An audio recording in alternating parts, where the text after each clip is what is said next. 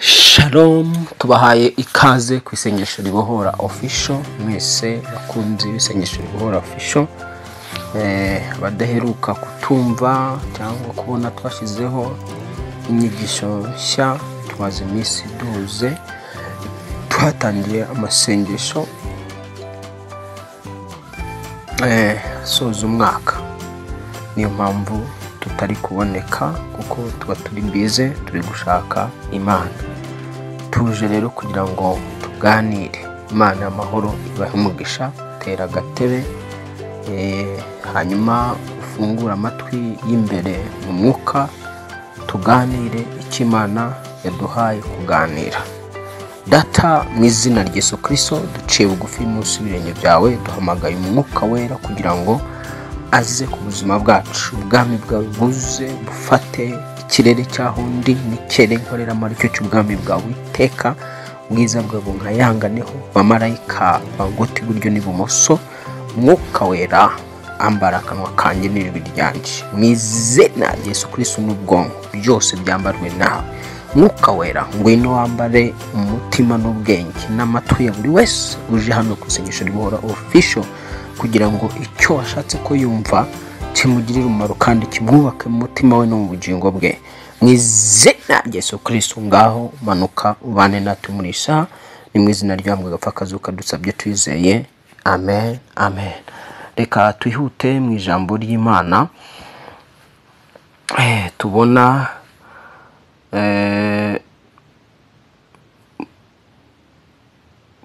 muri Ngoma za mbere igice cya 11. Ngoma za mbere igice cya 11, duhere ku murongo waho. Ngoma za mbere igice cya 11, reka duhere ku murongo wa 3. Handitse ngo, nuko abakuru ba Isiraheli bose basanga umwami i Heburoni, ahasezerana nabo imbere y'Uwiteka isezerano, bimikisha Dawidi amavuta ngo abe umwami wa Isiraheli nk'uko Uwiteka avugiye muri Samweli. Hanyuma Dawidi Abasiriya bose bajya i Yerusalemu ahitwa Iyebusi, kandi Abayebusi nibo bari abaturage bo muri icyo gihugu bari basanzwemo. Abiyebusi babwira Dawidi bati, hano ntabwo uzahamenera. Ariko Dawidi ahindura igihome gikomeye cya Siyoni, ariho habaye ururembo rwa Dawidi. Ubwo Dawidi yaravuze ati, uri bubanze kunesha Abayebusi niwe uzaba umutware n'umugaba, maze Yowabu mwene Suruya aba ari we ubanza kuhamenera, aba umugaba w'ingabo.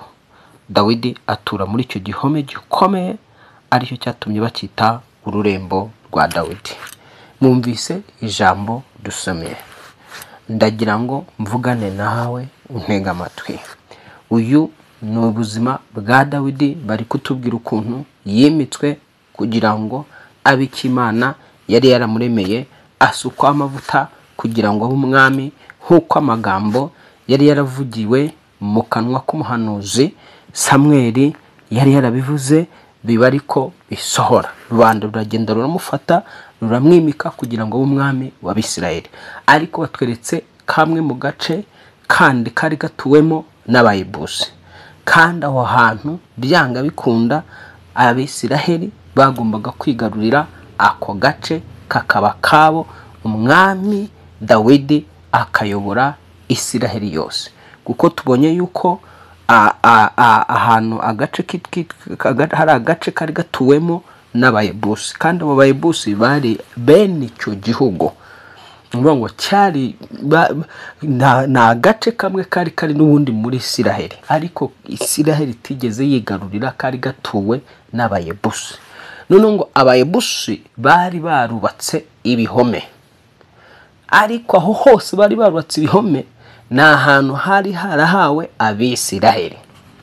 Ariko Abayebusi ngo bubaka ibihome, basanga Dawidi bumvise ko yimitswe, baramubwira ngo aha ntuzahamenera.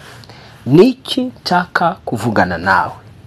Ndashaka kuvugana nawe ngo hari ibihome umwanzi yubatse mu buzima bwawe, kandi aho yubatse ibihome, aho niho Imana yashyize umugisha wawe.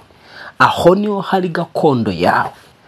bya bindi ubona ko bitakunda, bya bindi ubona bikomereye, igihe cyose kama Mungu amekusudia kutenda jambo fulani, Imana agambiriye kugira ngo ikore ikintu gikomeye, yemera ko ibyo ikugabiza cyangwa ibyo iba yaguteguriye ko ugomba kubona.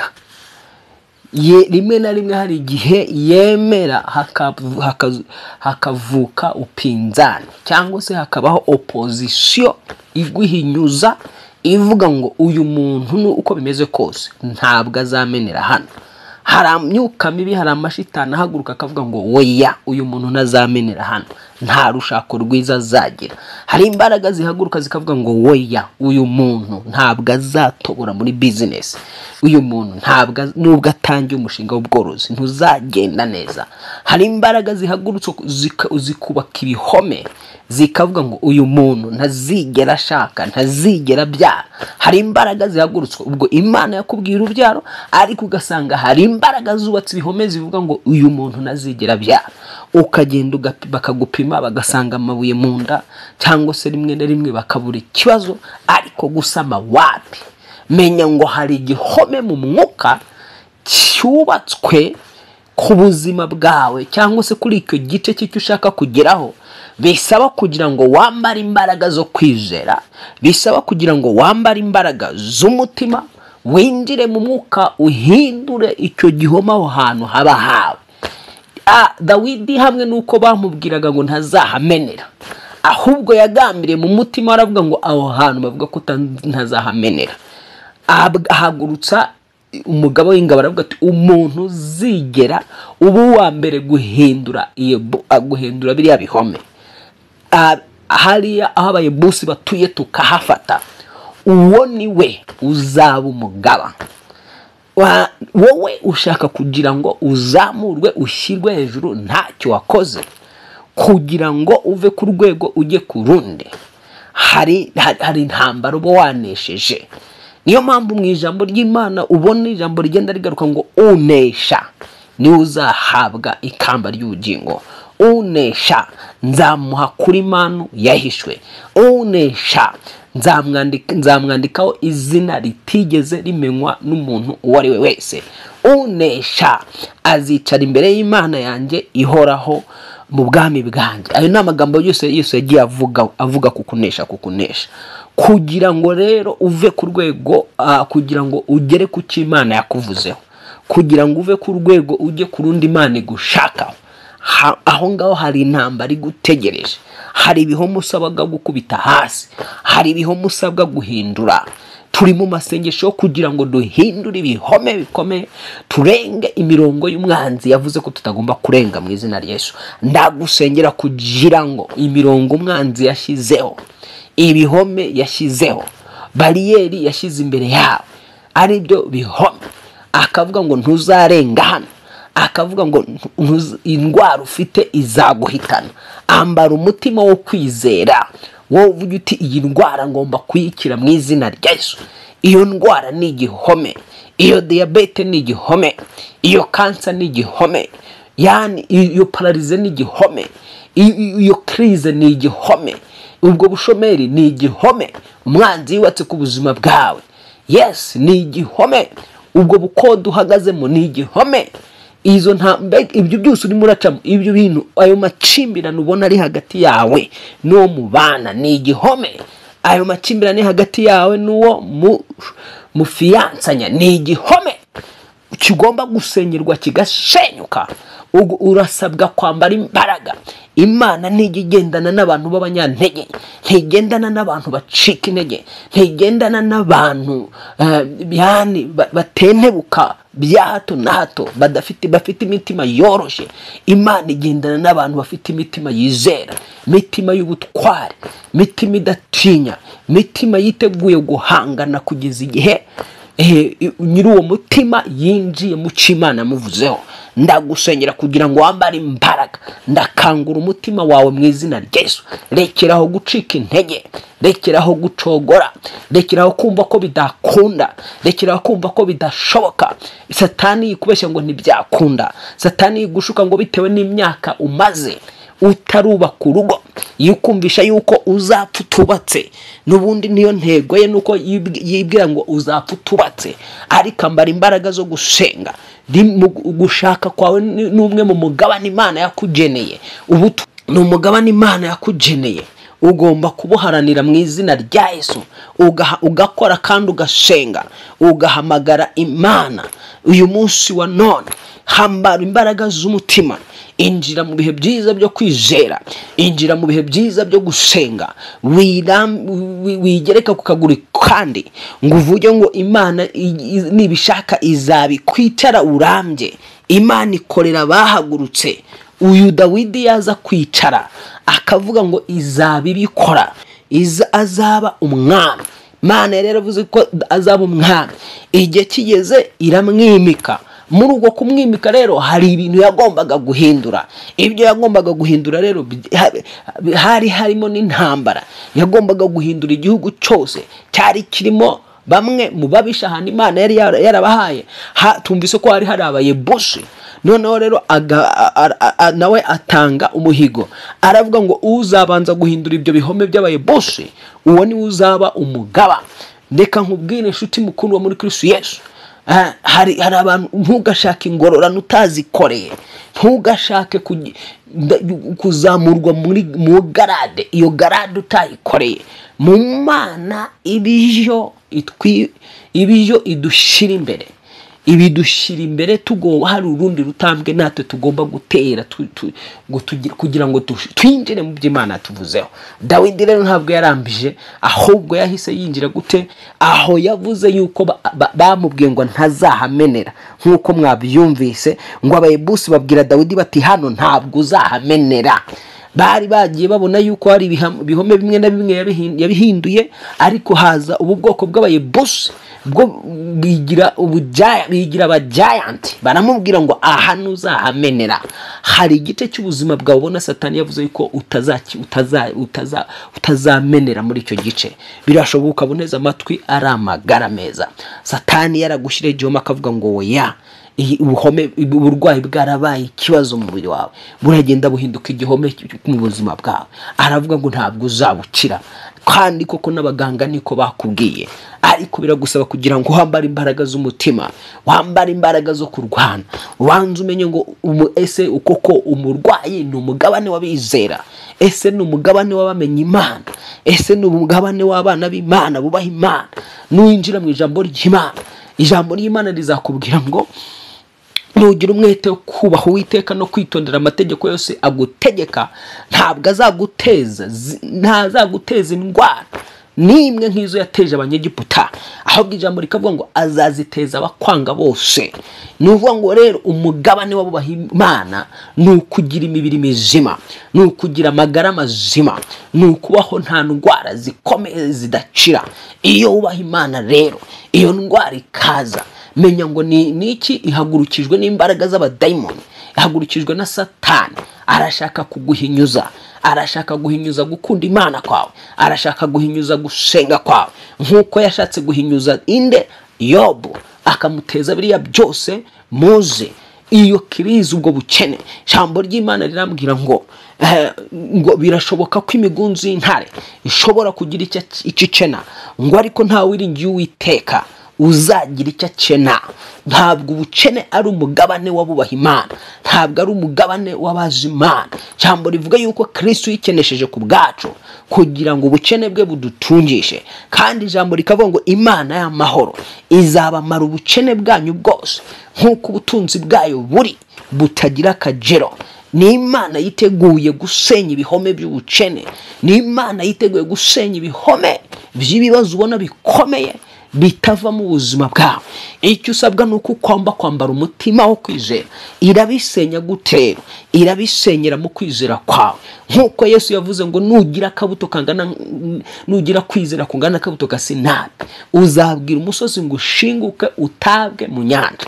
Icyo uvuze nudashidikanya ko kibaye, uzabona kiba. Reka nkubwire inshuti mukundwa muri Kristo Yesu, duhindura ibintu dusenga. Iyo dusenga tuba tuvuga, kwa kuvuga kwacu hari ibintu biba bikoreka mu isi y'umwuka. Iyo uhagurutse ukavuga uti ndasenya igihome cy'ubukene cyubatswe n'imizimu y'imiryango, cyubatswe n'imyuka y'abadayimoni, bwubatswe n'abarozi bafunze iburyo imbere n'inyuma bakadanangira, uyu munsi ibihome ndabisenya, mbikubise hasi mu izina rya Yesu Kristo. Iyo ukivuga ngo ubikubise hasi mu izina rya Yesu Kristo, ako kanya mu isi y'umwuka deadline umwanzi barashize imbere yawe, zihita zigwa, zihita zikubitwa hasi.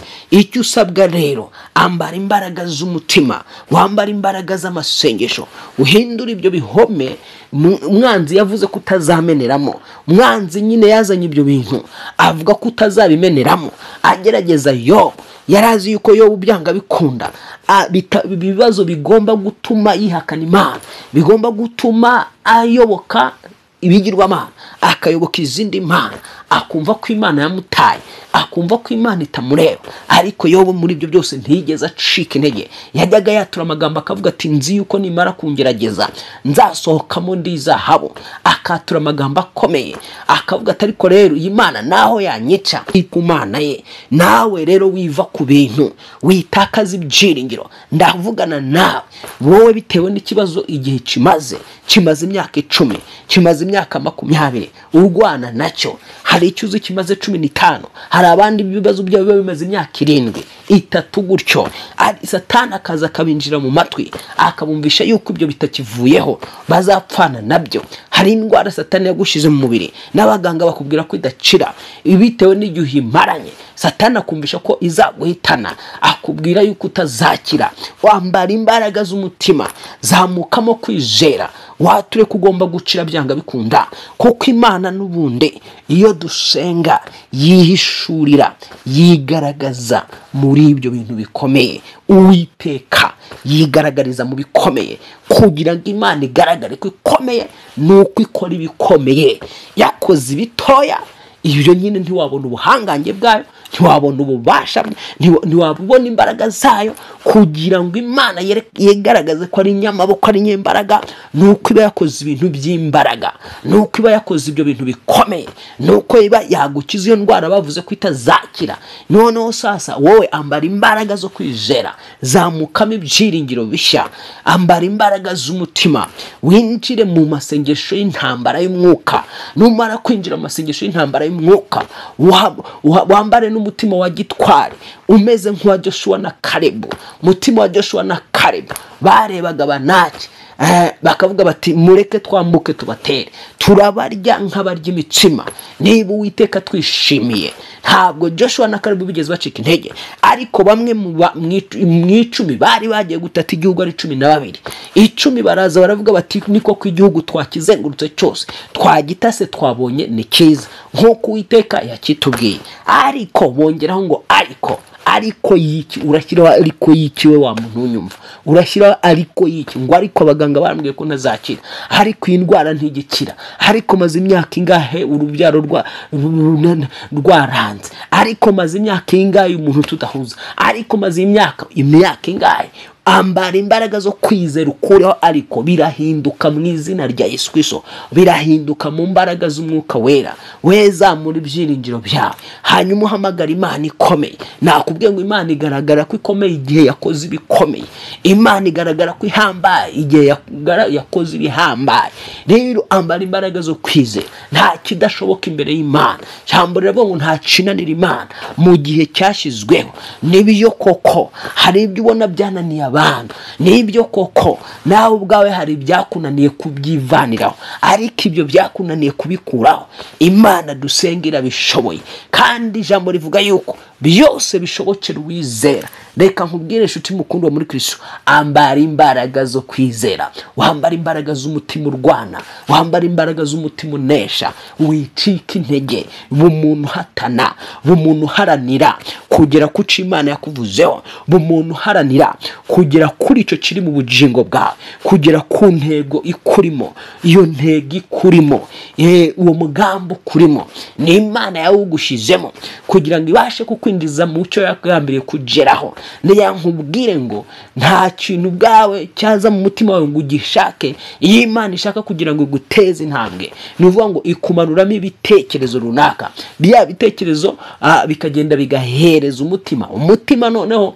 hakazamuka ubushake muri wowe bwo kugira ngo uve ku rwego ujye ku rundi, cyangwa hakazamuka ubushake bwo kumva hari ikintu ushaka kugomba kubona, hari ikintu ushaka kugeraho. Myaka yagera kumva urashaka kubaka urugo, myaka yagera kumva urashaka kubaka inzu, ubwo bushake n'Imana ibibuzamuye mu buzima bwawe. Igihe kikagera kumva urashaka kwiga, ubwo bushake n'Imana ibibuzamuye mu buzima bwawe kugira ngo iguteze intambwe.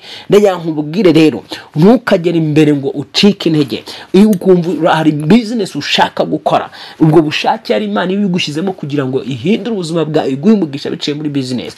Niba rero ukoze rimwe bikanga, ugakora kabiri bikanga, ugakora gatatu bikanga, wicika intege, komeza uhatane, uharanire kugera kuri cya kindi Imana yari yashyize mu mutima wawe. Hari abantu bagera mu nzira bagahura na opposition iba ihangana nabo, bagahura n'imyuka itavuga rumwe nabo, itabemerera ngo batambuke, itabemerera ngo babashe kugera kugira aho bifuza kugera. None rero umuntu acika intege, nabone ko hari umwuka witambitse kugira ngo umuce intege akabivamo. Ubwo ucikirizamo umugambi w'Imana mo kabiri, iyo ucitse intege ukabivamo. Nje kuvugana nawe, uyu Dawidi ntigeze acika intege, bamaze kumubwira ngo ahanu uzahamenera, ahubwo niwe yagize ishyaka ryo kuvuga ngo ngiye kubarwanya sasa, ngiye kubakubita, ngomba kumenera muri iyi mirongo. Mu gice cya 11 Igiswahili nibivuga neza, mu murongo waho wa 5 Biblia y'Igiswahili bivuga neza, ikavuga ngo na hao wenyeji wa Yebusi, hao wenyeji wa Yebusi wakamwambia Daudi, hautaingia humu,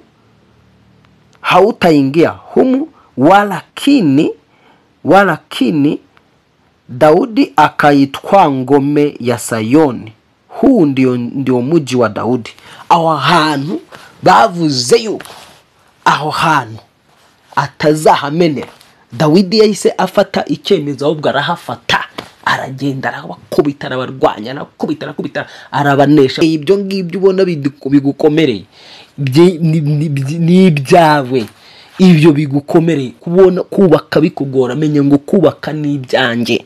Satani ikubwira ngo basi njyewe ntabwo nagenewe kubaka nk'abandi, basi njyewe ntabwo nagenewe gukora mariage nk'abandi, buriya nyine nta kundi. Satani wakubwira ngo wowe ntabwo wowe wagenewe kubaka inzu mu mujyi wa Kigali, wumve ko ari abandi. Satani akubeshye ngo wowe ntabwo business ari ibyawe, ari ibintu byawe, bitewe nuko wagiye uferinga kenshi. No, kuba waferinze mu kintu niba bivuze ko atari icyawe, komeza uhatane mu izina rya Yesu. Ambara imbaraga z'umutima, ahubwo utangire guhishurirwa, wibaze ngo kubera iki bitari gukunda. Nujya mu mwuka uraza kubona abayebusi bahagaze imbere yawe bavuga ngo ntabwo ugomba kumenera hano, ntabwo ugomba kurenga aho. Bavuze rero kutagomba kurenga, ugomba kuharenga mu izina rya Yesu Kristo. Nge nawe tukarenga izina ry'Imana yacu rigahabwa icyubahiro. Imana yacu ihabwa icyubahiro, cyangwa se yigaragariza mu bintu bidashoboka. Mu bintu bidashoboka, ibishoboka nyine biba bishoboka, biba ari iby'abantu, ariko Imana yo ikora ibyo bidashoboka byananiye abantu kugira ngo iyinyuze, cyangwa se igaragaze ubuhangange bwayo n'imbaraga zayo. Wowe yizere gusa, irashaka kukwiyerekaniraho imirimo yayo. Munsi umwe abigishwa begera Yesu babonye impumyi yari yarahumye, barayibaza ngo tubwire, uwo muntu ngo yari yaravutse ari impumyi, baravuga ngo tubwire uyu muntu n'ibyaha bye yakoze, n'iby'ababyeyi be, kubera iki yavutse gutya, kubera iki ameze gutya. Yesu agiye kubasubiza avuga ngo reka mbabwire, uyu muntu nta byaha yakoze, n'ababyeyi be ntabyo bakoze, ahubwo ibyatumye amera gutya byari ukugira ngo imirimo y'Imana yerekanirwe mu buzima bwe. Ndagira nkubwire ngo ibyo bibazo ubona bikomeye bitavaho, Imana irashaka kugira ngo yerekanire imirimo yayo muri ibyo bibazo ubona bigukomereye. Imana irashaka kugira ngo yerekane ubuhangange bwayo n'ubushobozi bwayo muri icyo kibazo wumva ko kimaze imyaka myinshi, ndetse ukaba waramaze no kucyakira ukumva yuko nyine ugomba gupfana nacyo. Ngiye kukubwira ngo kanguka mu mutima, anga gupfana n'icyo kibazo. Ntabwo icyo kibazo ari umurage warazwe n'Imana, ni umurage w'abazimu. Kudashaka kwawe ni umurage wa Satani. Kanguka mu mutima uvuge uti oya, ngomba gushaka, ngomba gukora ubukwe, ngomba kugira nanjye iminsi myiza mu minsi Imana yagennye y'umunezero wanjye, nanjye ngomba gukora ubukwe mu izina rya Yesu. Kanguka mu mutima wawe. Ndavugana n'abasenga, nkavugana n'abarokore, simvugana n'abapagani. Niba udakijijwe wowe, banza ukizwe, banza wiyunge n'Umwami, banza winjire mu gakiza. Numara kwinjira mu gakiza ubone kwishyuza imigisha yose igenewe abana b'Imana bari mu gakiza. Ariko niba utarakizwa wowe banza ukizwe. Ndavugana rero n'abakijijwe, ndavugana n'abinjije Umwami Yesu Kristo mu buzima bwabo. Abo Satani n'abayebusi bahagaze imbere bakavuga ngo ntuzamenera aha, ntuzaca ahangaha, ntuzava ahangaha, ntuzashaka, ntuzabyara, ntuzubaka, ntuzakomera mu gakiza. Hari abaguteza iminsi baravuga bati uyu uriya nta minsi azabimaramo, azongera agaruke mu byaha.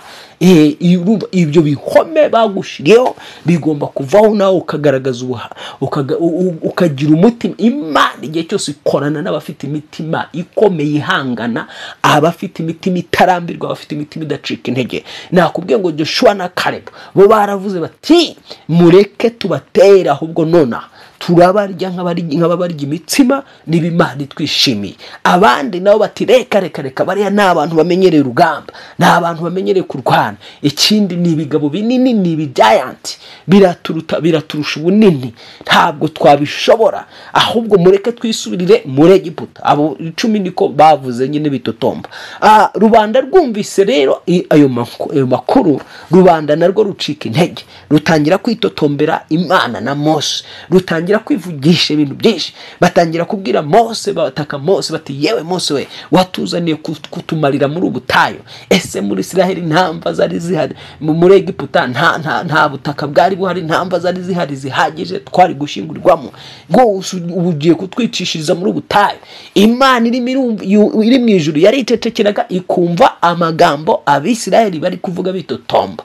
Birengagije Imana yabambukije inyanja itukura, birengagije Imana yishe ingabo za Farawo zari zibakurikiye, birengagije bya bitangaza byose yagiye ikorera muri Egiputa. Ibyo byose barabyibagiwe, bibagirwa ubwo buhangange bw'Imana.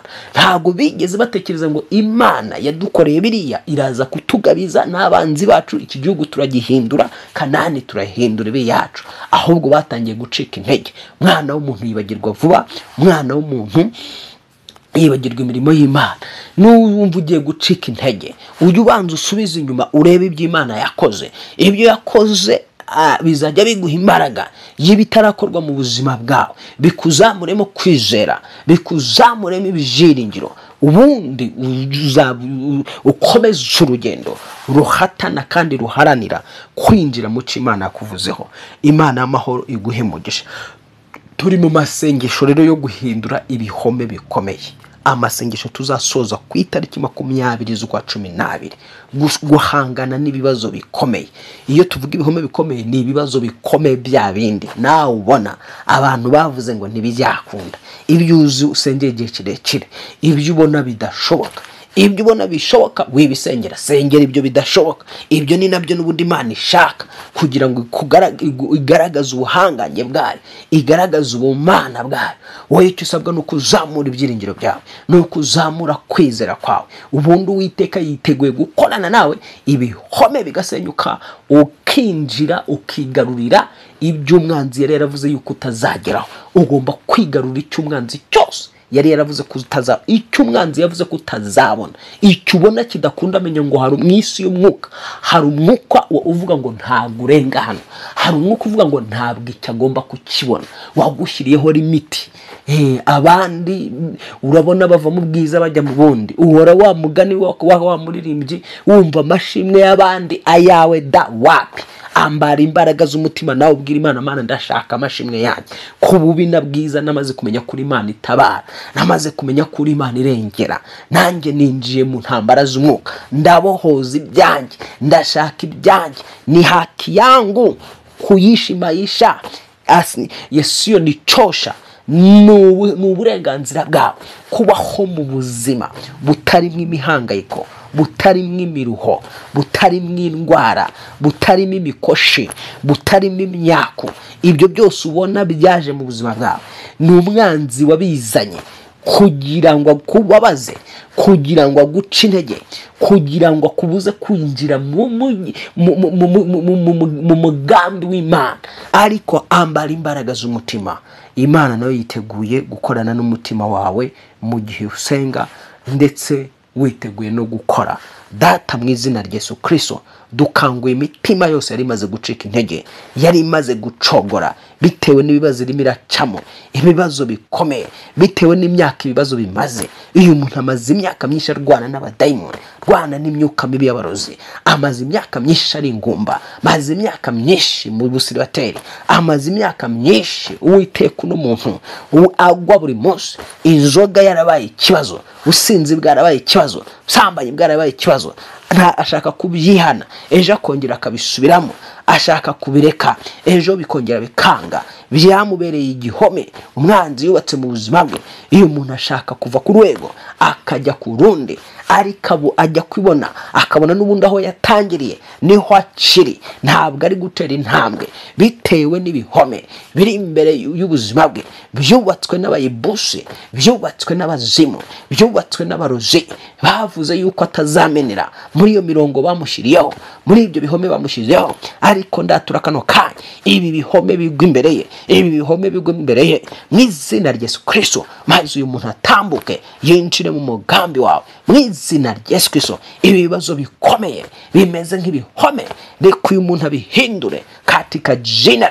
Ubukene buhinduka ubukire mu izina rya Yesu Kristo. Uburwayi buhinduka ubuzima. Uyu muntu ahari uburwayi haza ubuzima, haze kugubwa neza. Ahari amacimbirane haza amahoro no guhuza no gushira hamwe katika jina la Yesu Kristo.